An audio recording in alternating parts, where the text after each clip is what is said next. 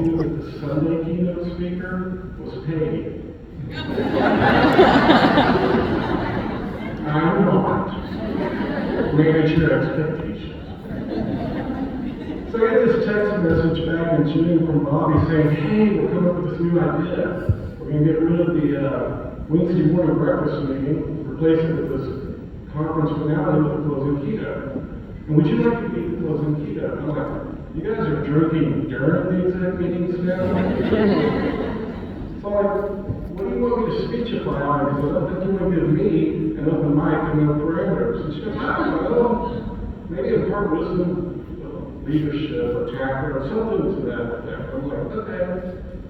Now, a few hundred people who were expecting a hot breakfast are now finding no bacon and it being replaced with a speech by me.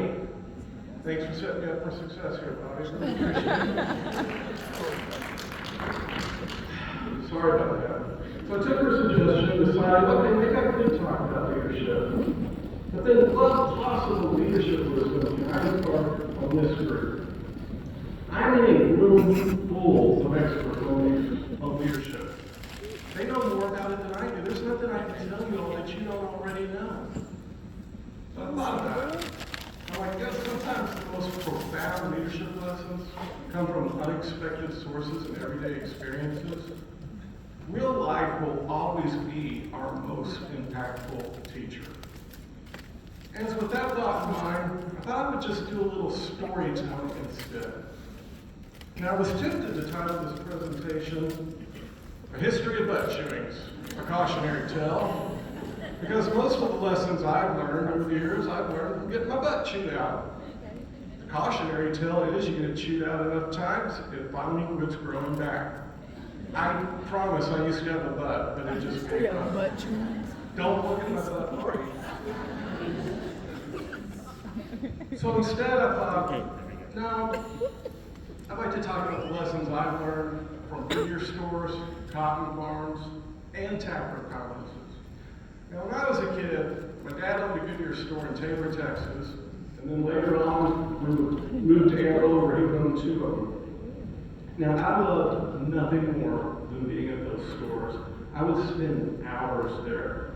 I felt bad for my friends who only had swing sets and jungle gyms. I had a warehouse of tire racks to play on, and I played through them on, at home, just completely laughed. It was my Disney World. By the age of 6, seriously, I could look at the tread design of any tire on any car and tell you if it was a Goodyear tire or not. And if it was a Goodyear tire, I could tell you what model it was. I observed and learned so much spending my days at the Goodyear store. You see, my dad was my hero. I idolized him. I wanted to be him. So, as such, I would watch everything he did and listen to everything he said.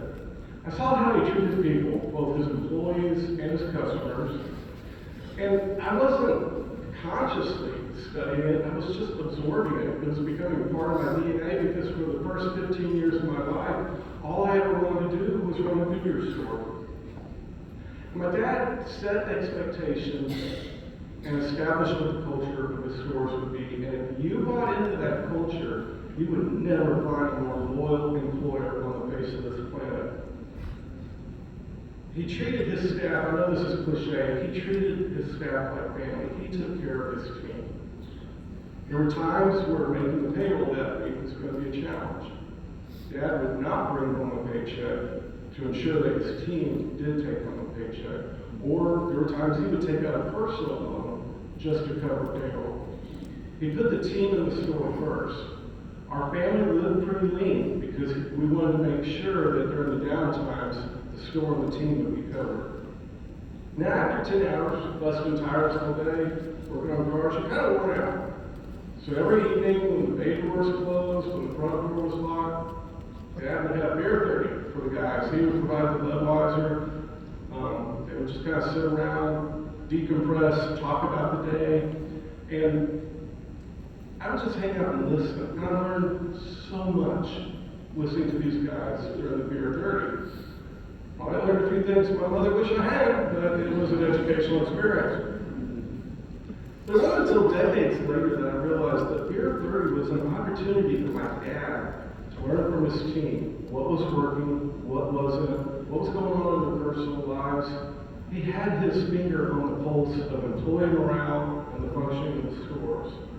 But the other thing is, it allowed the employees to not only become a part of the store culture, but they got to take part in forming the store culture. And that was so key. The team made the store better.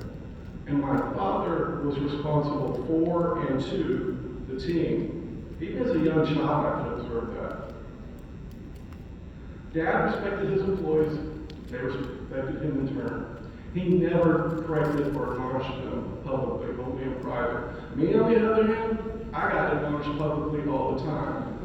My grandmother is also in this picture, the German lady there. She and my dad took turns chewing my butt when I messed up. But not the employees.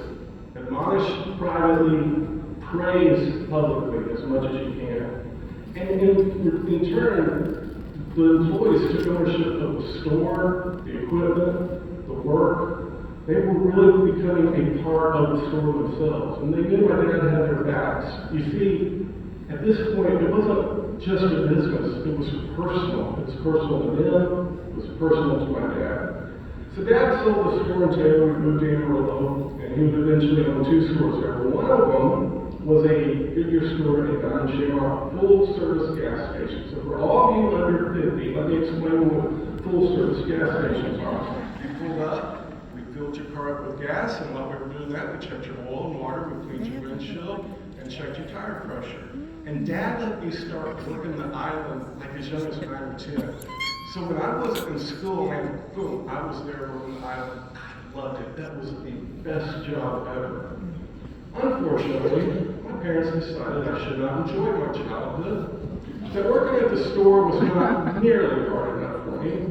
So they decided that every other summer, I would spend it on my godfather's cotton farm in Hutto, Texas. Hutto was way smaller back then.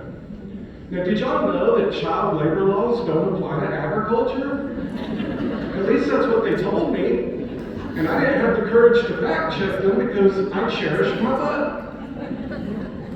Now, let me describe the difference between the Disney version of going to work on the farm in the summer and my godfather's version. The Disney version has cows and chickens and horses. You get to jump in the hay, you could go fishing in the pond. The Hutto, Texas version had chopping cotton starting at 6 a.m., working on very old equipment, bathing in cancer-causing herbicides, dodging bees, wasps, and fire ants, cutting, raking, and baling hay.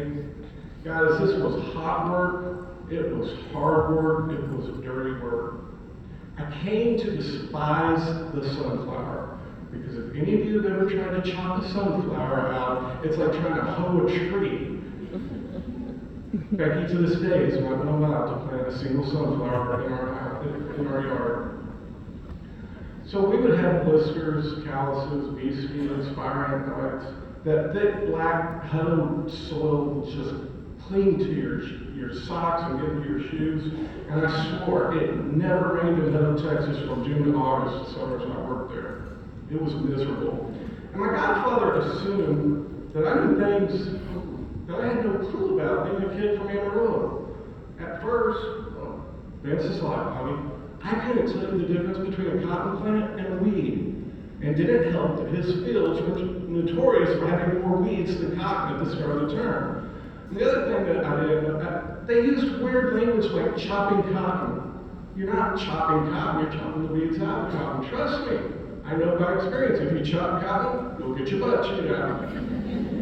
So as a young kid, I was very confused by the language like acres. Now, I knew there was a unit of measurement for land called an acre, but I had no clue what it was. So one day, at the end of the day, my godfather would go, "How many acres did you chop today?" This was me. I chopped 12 rows. You did the calculation, Mr. Acreage Math Expert. They didn't teach us acreage calculation at Windsor Elementary School. Now, of course, I didn't actually say that to him because, again, I cherished my butt. But I sure as heck thought it. The lesson here, people, don't assume others speak our language. Make sure you provide clear definitions, instructions, expectations, and when necessary, measurements. Now, let me tell you about my godfather and how he ran this farm. He was notorious for giving you a long list of instructions, like hundreds of steps. He would give it to you very quickly, orally, one time only. Yes. Problem? Bobby's not an oral learner. I need things written down. So one day, we're at his farm in Thorndale, and I'm tasked with killing all sorts of things that are growing. I have to kill some trees, and that requires one chemical. Kill some Johnson grass in the base field. That requires different. And I forgot all the other crap I had to kill, but it was a lot of stuff. And all the chemicals were in these unmarked containers, no labels. Some of them were purple, some of them were gold. That's about the extent I can tell you. And he had some markings on these containers, but I didn't know what the markings meant. You know, he was Navy, I think it was some secret code he had. So his long list of instructions included me having to put certain chemicals back into certain containers, right? I'm just going to cut to the chase. I didn't remember what he told me. So I ended up mixing chemicals together that had no business ever on the face of the planet being merged. I really think he was going to kill me that day. And I didn't think the blood was going to grow back. His propensity for long lists of instructions and caused me to cut the wrong field of hay. Wrong field, wrong landowner, wrong type of hay. Oh my gosh. He somehow thought this preteen kid from Amarillo knew the difference between the hay grazer and the coastal. I did not. It did not grow in southwest Amarillo. So thus, after one of his notoriously long list of instructions, which included the assumption that I knew the name of every landowner between his farm and the field I had to go cut hay, I found myself in the wrong field cutting the wrong hay. I missed it by one hay. Looking back, I'm surprised I even got that close to the right field. So he yells at me, "Don't you know the difference between hay grazer and coastal?" No. Me? Nope. Nope. Turns out there is a huge difference. Hay grazer is like this tall, and coastal is like way down here. So I learned two valuable lessons from these incidents. First, as a person giving instructions, it's incumbent upon you to slow down and take the time to provide clear instructions. Define things for people clearly. Don't assume they know what you know. Don't assume they understand what you are telling them. But on the flip side, I also learned that as the recipient of the instruction, it's incumbent upon me to make sure I am clear on the instructions being given to me and that I ask clarifying questions. And honestly, if anything, it's more incumbent upon me as the recipient because I'm the one tasked with getting the job done at the end of the day. So whether you're giving instructions or receiving instructions, make sure you're clear either way. Now, as you can tell, my godfather was quite the taskmaster, and he did get angry with us a lot. He operated the farm under the management principle that if something broke while you were operating it, number one, it was your fault it broke. It was your responsibility to repair it, and you had to make up for the lost work time. So good night, son. But if you think about it, this became a huge life lesson for me, and I didn't realize at the time that I was learning it. We were all often tasked with being responsible for things that weren't our fault and that were out of our control. If you're going to be a leader, you got to get used to that. And I really do think this could be the most important leadership lesson one can learn. And I did learn a lot of good leadership lessons from my godfather. He always diffused the situation with humor, so no matter how mad he got, and trust me, I could get him really mad. By the end of the day, or even in the moment, he tried to crack a joke just to ease the situation. He wasn't very funny, he was an Yankee after all. That's my first. Shots fired. What I learned But is it's true though. humor can be a valuable tool, which is why I appreciate Chris Reed so much. He uses that tool very effectively. The godfather also knew when to push and when to pull back. And this is a key leadership trait. So the first time I ever had to do round baling, I got to use the air conditioning tractor. I never got to use the air conditioning tractor. And about 10 minutes in the bailing the field, the air conditioner went out. Well, tough luck, Bobby, you gotta keep bailing no matter how hot it got in that cab. Well, I looked down, and there's a fire in the engine. And I'm like, oh, you know what? So I turn the engine off, get out, grab the fire extinguisher, get the fire out of the engine. The problem is now I also had a fire underneath the tractor that was heading towards the baler. And so I'm like, crap. So I get back into the tractor, try to turn it on so I can drive it out. It's dead. It's not going anywhere. I may have screamed at this point, but we're not going to go there. So I get out, and here's what I'm faced with. I have a tractor, a baler, and a hayfield all on fire. And I didn't want to burn down Williams and County, so I had to do something about it. So I was able to spread the hay out underneath the tractor and baler to a point where I could stomp it out. And then the fire was heading out in front of the tractor on the hay windrow, and it was moving fast because this stuff was dry. It was like gasoline, so I had to sprint. I was 15 at the time, so I could sprint out there. I had to sprint in front of the fire. Far enough in front of the fire where I could spread the hay out so that when the fire got to that hole, it went from being this tall down to this tall. Once it got there, I could stomp it out. So I'm like, I survived. Then I looked over my shoulder, and on the other side of the field, all I saw was fire on the horizon, giant flames. And I'm like, well, crap. So I sprinted, and what had happened, remember I said the air conditioner went out? Well, there was a short in the wiring. And it burned the wires and the insulation. It had dropped right at the point where I had merged the 5 windrows when I raked it. These things were really raked really high. So I had 5 different windrows on fire. So I had to do the same thing. I had to spread out from each, create a hole, stomp it out. I had just bought brand new white tennis shoes 3 days earlier. They were ruined. And then I had to go through and stomp out any other residual parts that remained. Oops. Do this every time. When my godfather toured the burnt out field, for the first time he was speechless. He had no words. He didn't yell at me. He didn't shoot my ass. All he said was, you should have driven out of the field. You should have turned off the tractor. Later, my godmother told me that he was so shook up that this really affected him for a few days.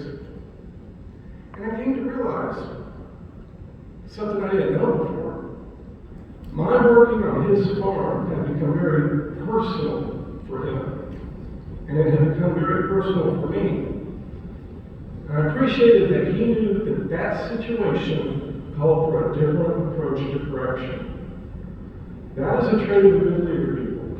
You have to know when to push, when to back off, and when to appreciate the miracles. So let's fast forward a couple decades to the Wichita Falls TACRAO Conference. Who all was there? Okay. Wichita Falls? For those who remember, our hotel had this like enclosed atrium, and the hospitality suite was like in the corner, and then you had this indoor patio. He thought it was ill too.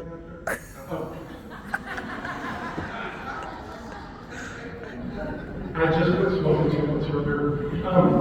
With the smokers, they were all there, and so we're hanging out in the hospitality suite with this group, great group of people.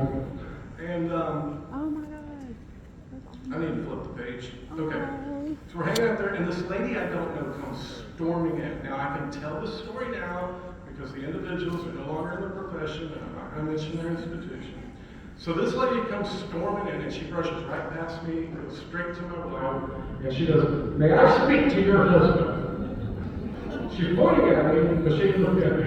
Becky kind of stammers. She's like, "Okay, sure, whatever." So this lady grabs me, yanks me out to the atrium, and she just starts, and she's chilling me up one end and right back me on the other. For all the world to see her, this is smokers. Me, this was my reaction. Not my first go down. I've been shooting out before, so I'm just taking it. So, unbeknownst to me, earlier in the evening, one of her brand new staff members was hanging out in the hospitality suite. And when she told us what institution she was with, we're like, "Oh, you guys are the ones who did that Lothringer campaign in DFW. That's ingenious, and it really was. It was a smart campaign, but they were targeting the competition. And I was really sincere, and I was praising her on what that is a great campaign. Well, it didn't land at that point. And she ended up going back to her room, and she was sharing with her director, and she started crying with her director that I was giving her grief about this billboard campaign. Well, unbeknownst to me, they had received a lot of criticism about it. And this young lady, who was also battling a cold at the time, just took my comments wrong. Okay, she had already been defensive about it, she wasn't feeling good.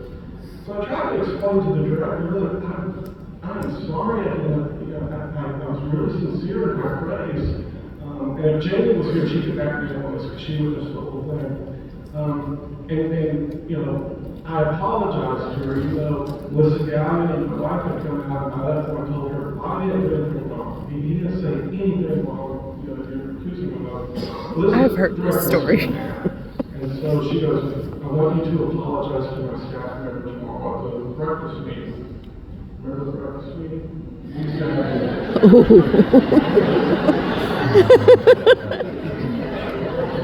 I was a student assistant, so I didn't know it until later, but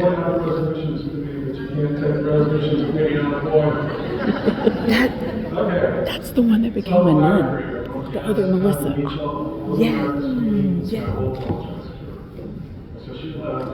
Someone came up and goes, why did you apologize to her? And why did you agree to apologize to her staff member? Oh, you did nothing wrong. And I go, because the goal is resolution. I didn't want her first TACRAO experience to be tarnished with this event. And I didn't want the reputation of my institution to be tarnished in their view.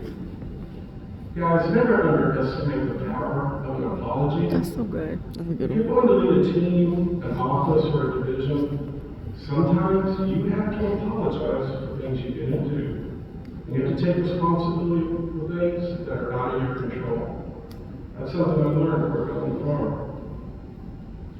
And it's not about taking blame for something that you shouldn't have to. It's about getting past that point so you can move on to resolution and move forward. But I admire the things that director went to protect her staff. Now granted, she could have taken a better approach, but I will always respect the leader who has that kind of passion for her people. It was very personal for her. Those of you who know me will know I love TACRAO movies. That's my boss. And the first Okay. Tom Hanks only used the phrase, joking. it's not personal, it's business. And then later on in the movie, You've Got Mail, Tom Hanks uses the same comment my to boss. give Meg Ryan advice on her business. And then at the end of the movie, after he puts her out of business, he's visiting her and he goes, it wasn't personal.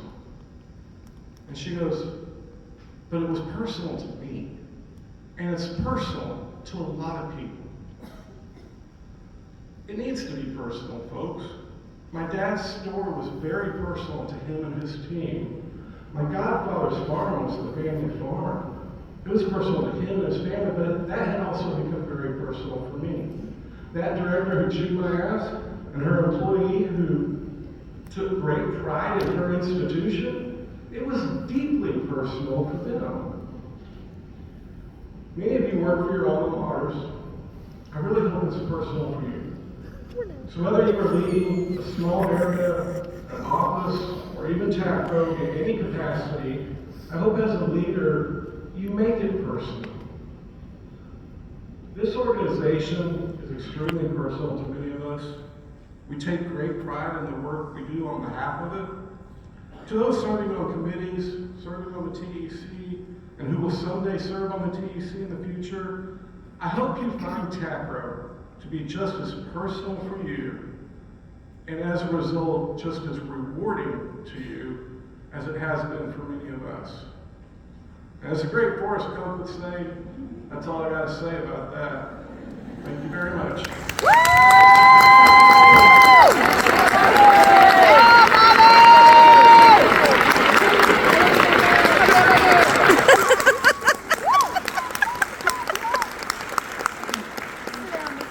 Pony up. Pony up. And now to follow up, thank you, Bobby, very much.